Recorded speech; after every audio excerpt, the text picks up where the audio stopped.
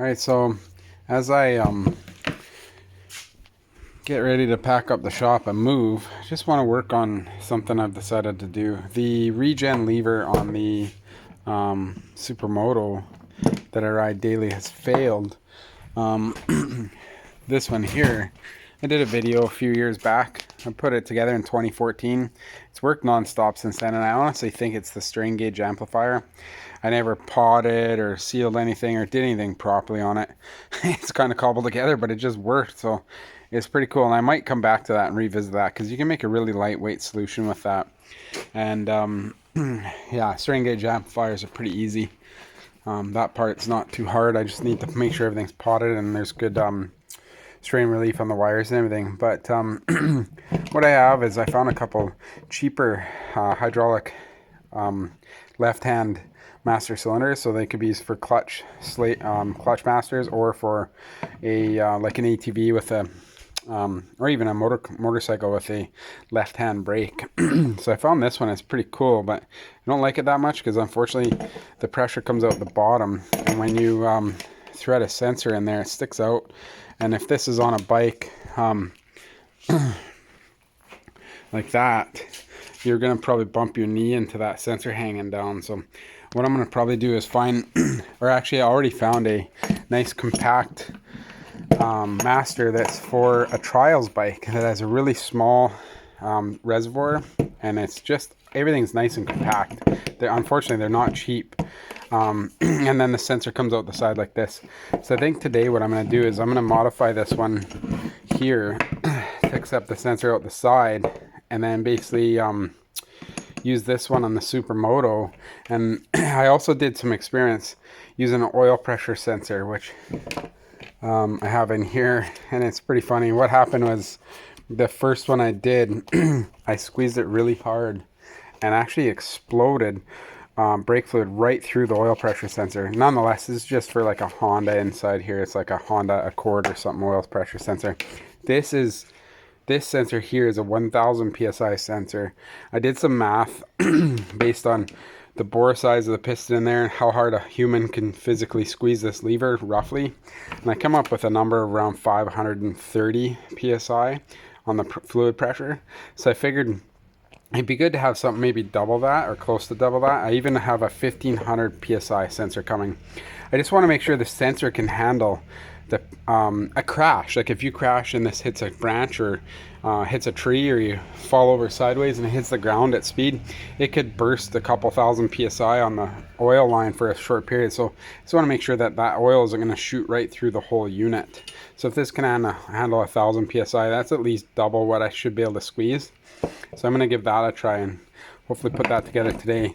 Unfortunately, I couldn't find one with a metric thread. This is a 10x1 thread pitch for where the banjo bolt normally goes in. Unfortunately, this is a national pipe tap thread, so I'm going to have to trim this ear off. And what I'll do is I'll run a pipe tap through here to get it so I can actually sink this all the way. And then what I'll probably do is use a copper sealing washer on the on the actual sensor, a copper aluminum crush washer, and then have it sealed that way so I don't have to worry about the taper tap sealing the fluid pressure. I'll figure that part out. I have some more bigger sealing washers anyway, but yeah, I think that's the way I'm going to do it.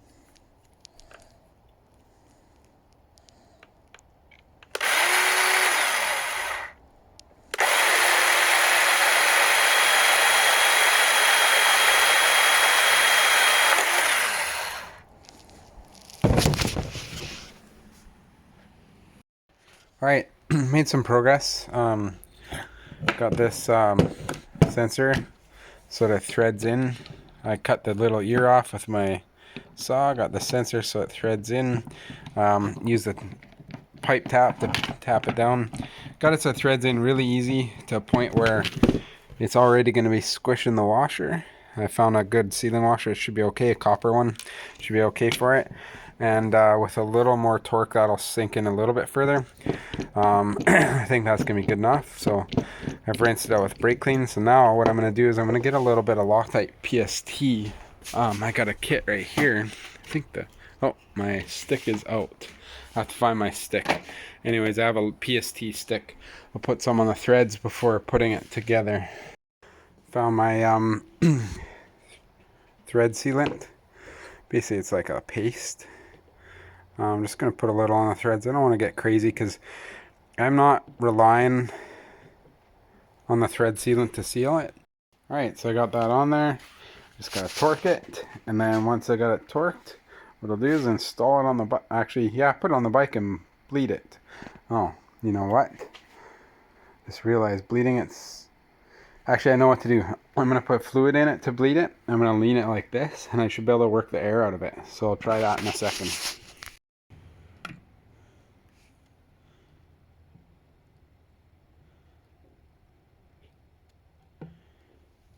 Now, typically, you can just go like this and get the air to work out by squeezing the lever on the bench.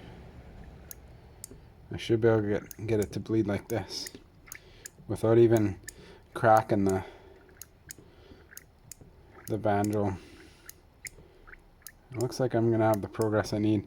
So what I'm gonna do is mount that on the bike to be a little bit more easy to bleed and then go from there.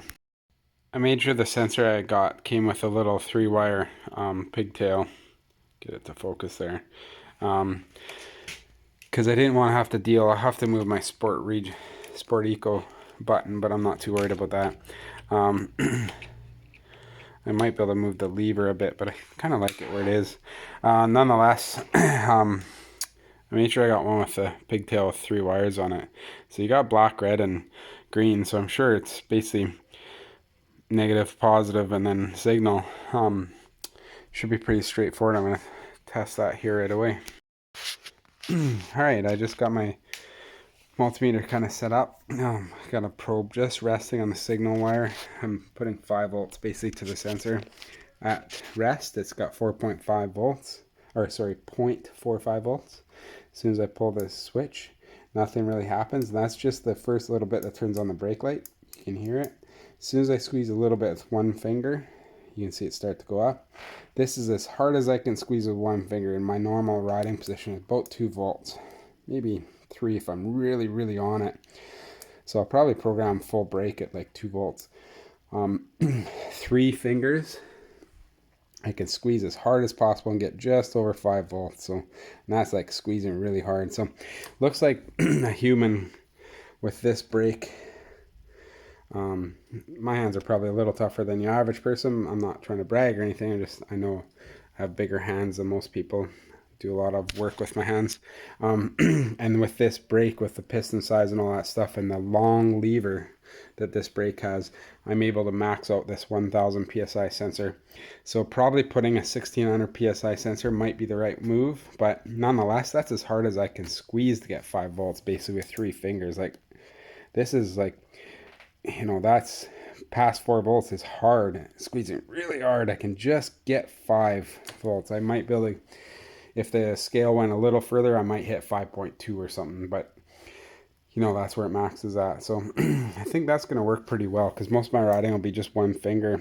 And, you know, I'd probably scale it from, let's say, start applying brakes at like maybe 0.6, and then full brakes at 2.5, so that one finger braking, I get most of my braking. If I decide to do 2 finger, yeah, full braking at 2.5-ish, and then squeezing pretty hard with 2 fingers to get 2.5. So I think that's going to work pretty good. So since starting to edit this video, I actually ended up moving to the new shop. I did get the Regen lever working, but I ended up too busy to finish the video. Upon moving in here, I don't want to give too much away, but spend some time giving the shop some love. I'm going to do an unveil video here pretty quick. Don't know if the YouTube channel is seen, but yes, I have a zero powered cart with, it's actually a shifter with 54 horsepower, so it's pretty good when it runs 2 battery packs. There's only one in there right now. I've just been taking the kids for quick little rides. But since moving in here, got quite a bit done, and then about 3-4 weeks ago, got COVID and was supposed to fly to a really good friend's wedding in Los Angeles. An engineer who's super amazing is actually in Malibu. At the same time, got bit by a brown recluse spider. I'll edit the video to include maybe a few pictures of that.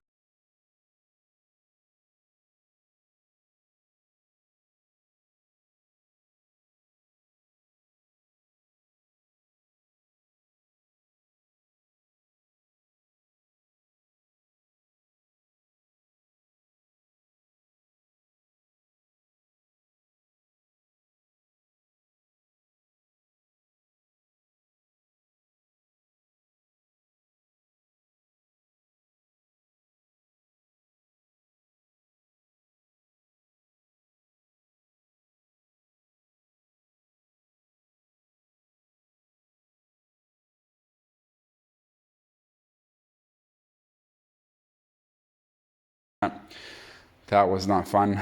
I'm still feeling a little bit dizzy in the afternoon some days and a little bit lethargic some days, but just about over everything. I'm pretty sure that, I don't know if it's the spider bite or the COVID, but every time this thing would flare up, I would actually start to feel bad. So I'm pretty sure it's definitely doing something to me. When I first noticed the spider bite, I actually would feel like barfing every time I ate. So I'm pretty sure that was from the bite, not from COVID, but it's hard to say. I'm double vaxxed and everything, but that's supposed to help and everything. Nonetheless, got this working. So basically, what I can do is maybe I'll wheel the bike back a little bit. And I got my DVD helper all set up here. So basically, we can do two things. I can show as I squeeze the brake lever. Which one is it? There.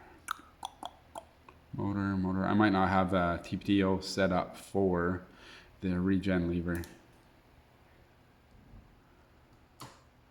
Yeah, I actually don't. So what we'll do is, unfortunately, I was going to show that off in that window, but what I'll do is I'll just go in here and show raw analog inputs. So we can go here, status other, raw analog. So here's squeezing with one finger. That's analog input voltage 2. That's when I let go. Here's 3 fingers as hard as I can and let go. And here's all my fingers as hard as I can, basically. So it's basically maxed out at 3.5 roughly volts. What I did is I actually cheated. I actually simply put a voltage divider set up to drop down the input voltage. I think it's around 4 volts or something like that into the red wire on the sensor. And then basically just use a voltage divider right off the main battery pack, because I don't see any issues with that. The sensor housing is isolated from the ground, so nothing's connected to the chassis. We're still in good shape there, and it works really good. I'm really happy with this.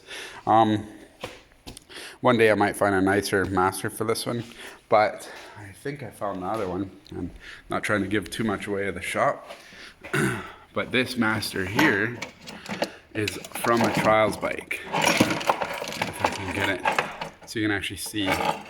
This master is nice and sleek. It comes with a braided line. I don't need, all I gotta do is make a little adapter for the sensor to go right in there.